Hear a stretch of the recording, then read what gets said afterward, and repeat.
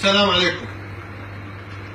احنا هنا اطباء ببريطانيا هوايه ينصحون للناس اللي عنده مرض سكر، اللي عنده كوليسترول، واللي عنده مثلا تسديد الشرايين، يعني اختصار الكلام القسطره.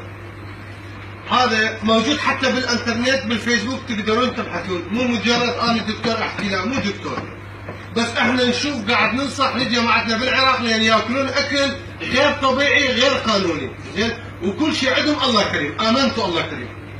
مثلا هذا معمول للقسطره، هذا العلاج للقسطره.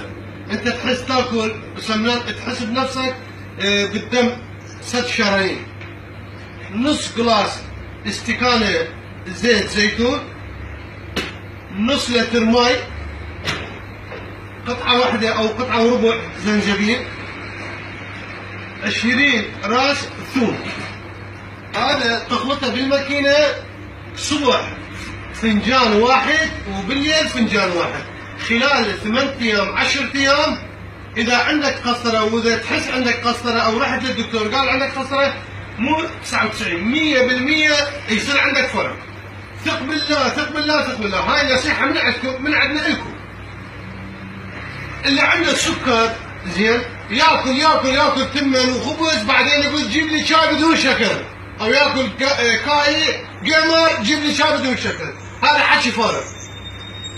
دارشين يعني القرفه، واللبن اللي هو يوغرت يعني، زين، هذا ياكله سوا الصبح او بالليل، ينزل السكر، ما يخلي ولا قطره سكر نهائيا. جربوه وشوفوا، إذا حسيتوا دزوا لنا خبر. هذا مهم جدا، هذا مهم جدا. اللي عنده قولون، والله والله والله وثم والله مجربين تجربة.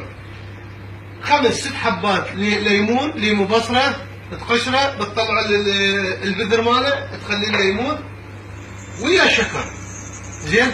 6 أيام 8 أيام تاكل الصبح بالليل. شوف شلون تحس بالقولون. قولون ما يبقى نهائيا. روح اكل حمص باذنجان شي تاكل، بس جربوا، حاولوا تجربوا، زين، مو بس مجرد تسمعون، جربوا، من تجربه ما بيخسر، زين. مع السلامه اخوان.